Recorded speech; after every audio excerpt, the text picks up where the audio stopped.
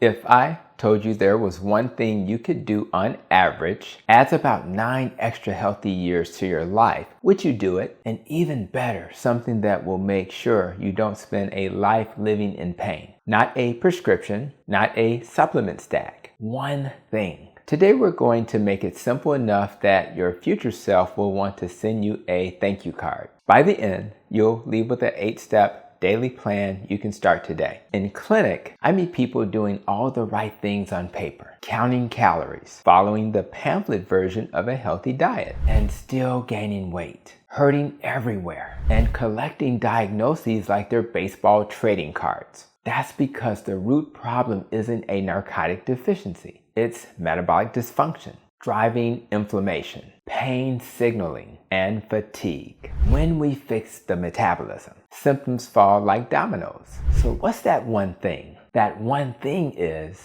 you must restore your body's insulin sensitivity. Do that and you upgrade nearly every system. Pain is better, more energy, brain fog gone, blood pressure dropping. And yes, longevity is in sight. Big cohort studies following hundreds of thousands of people show that a handful of lifestyle shifts, like eating better, movement, sleeping enough, not smoking, managing stress, add about a decade of life free from major disease. And in some data, adopting more habits stacks decades onto lifespan. Translation, it's not magic, it's the biology of insulin, inflammation, and repair finally working for you. We had to discard some old beliefs, right? Just follow the standard American diet. Mediterranean but with bread baskets and seed oils. For my pain patients, 99% are metabolically unwell, many with leaky gut and autoimmune flares. Those plans were too carb heavy and too inflammatory. We needed simple and metabolic first. And if you're living in pain, you really need to pay attention. In fact, I'll do you a favor and link an interview I did with Dr. Gurpreet Pata. He's a pain expert who states in clear words in this interview that in order for him to really help his pain patients truly heal, he had to fix their metabolic health first. Because if he didn't, the pain would simply come right back. Here's the protocol I give busy people who don't have time to research for hours. Number 1, remove sugar and refined carbs. In fact, I would get those down to as close to 0 as possible. Think meat, eggs, fish, full-fat dairy if tolerated, and of course non-starchy veggies. Berries only if you're active. Some need to aim for less than 25 to 50 grams of net carbs per day to start, but the best approach is less than 20 to 30 total carbs where you don't subtract the sugar, alcohols, and fiber. This way you avoid eating all those commercial keto products that really are not necessary. Number 2, ditch seed oils. Corn, soybean, canola. Cook with bokeh oils instead. Butter, olive oil, coconut oil, avocado oil. Number 3, protein forward. 1.6 to 2.2 grams per kilogram of ideal body weight daily to protect muscle and cut cravings. Number 4, movement matters. 10 minutes after meals, consider walking, climbing stairs, or light squats. This blunts post-meal glucose and insulin spikes. Number 5, sleep like it's a prescription. 7 to 9 hours. Consistent timing, dark rooms, cool rooms, and of course no late chugging of water. Avoid those 2 a.m. bathroom trips. Number 6, stress off ramps. 5 minutes of breath work, prayer, or sunlight every afternoon. Number 7, electrolytes and minerals. Salt adequately on low carb. Consider magnesium if crampy. And number 8, community and purpose. Text a friend to walk with you. Social ties predict health more than most pills. We keep it basic and simple because compliance beats complexity. And for those of you who are living in pain, here's why this works. Chronic pain is about all that inflammation your body is constantly under. Lower insulin, you lower nuclear factor kappa B signaling. Lower gut permeability equals fewer immune triggers. More stable mitochondria equals less dangerous signaling. Many feel changes in days. Less morning stiffness, better sleep, and the first unforced smile in months. Now let's talk about the gut connection.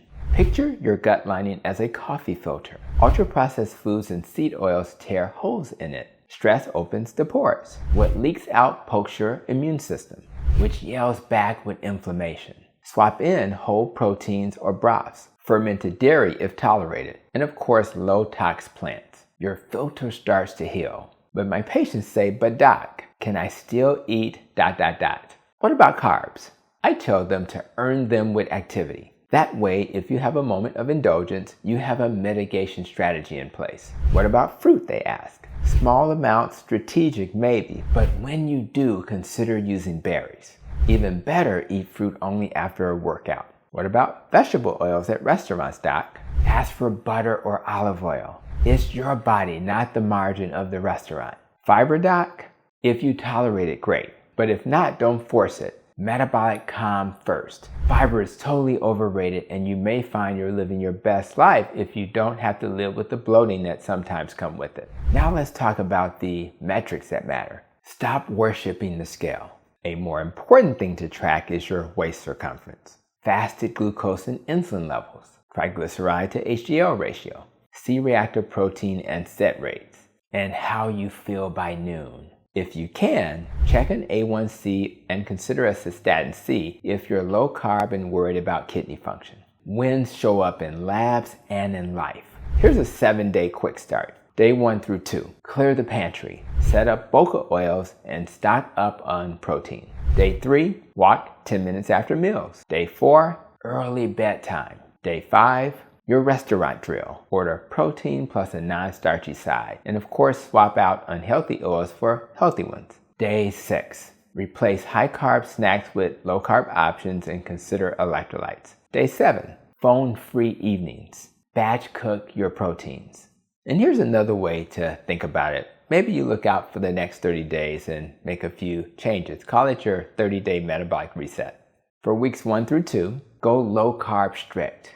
Build the walk after meals reflex. And for weeks 3 through 4, add short resistance type exercises sessions, maybe 3 times a week. Reassess your sleep and your stress level. If pain drops and energy rises, you're on track. Here's a few examples.